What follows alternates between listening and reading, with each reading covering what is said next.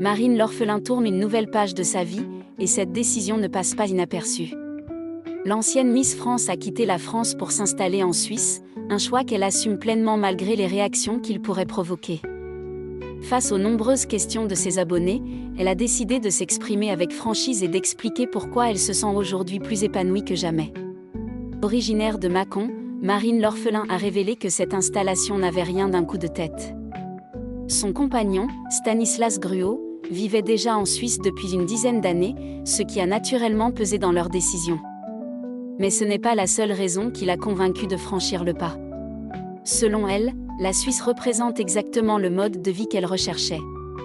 Elle explique avoir trouvé un équilibre rare entre une ville ouverte sur le monde grâce au transport, tout en profitant d'un environnement exceptionnel, entouré de montagnes et d'un immense lac. Un cadre qui lui permet de respirer, de ralentir et de profiter davantage du quotidien. Marine l'orphelin affirme qu'elle découvre encore son nouveau pays, mais chaque semaine renforce son attachement à cette nouvelle vie. Elle insiste également sur un point important. Malgré ce déménagement, elle reste très proche de la France. Son travail continue de l'y ramener régulièrement, tout comme sa famille et ses amis qui occupent toujours une place essentielle dans sa vie.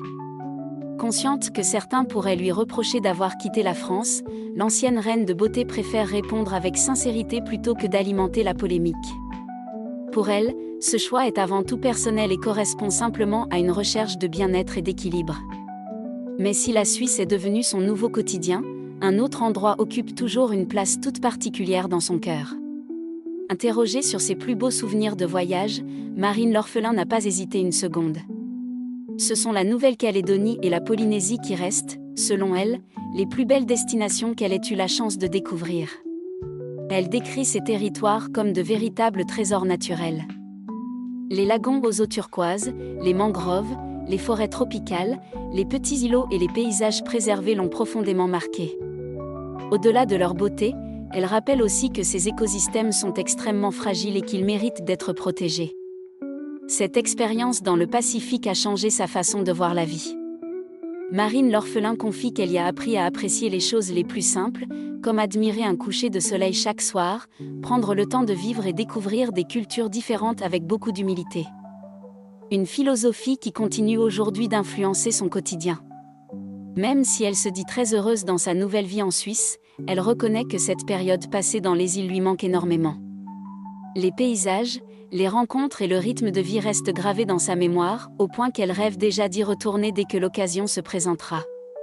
Elle va même jusqu'à conseiller à tous ceux qui en ont la possibilité d'organiser un jour un voyage en Nouvelle-Calédonie ou en Polynésie. Pour elle, il s'agit d'une expérience unique, capable de transformer le regard que l'on porte sur la nature, sur les autres et sur soi-même. Entre son installation en Suisse et son attachement profond au Pacifique, Marine l'orphelin montre qu'elle privilégie désormais une vie tournée vers l'équilibre, la nature et le bien-être. Une décision qu'elle assume pleinement, même si elle sait qu'elle continuera de faire réagir. Et vous, que pensez-vous du choix de Marine l'orphelin de s'installer en Suisse ? Comprenez-vous sa décision ou seriez-vous resté en France ? Donnez votre avis en commentaire, pensez à liker la vidéo et à vous abonner pour suivre toute l'actualité de vos célébrités préférées.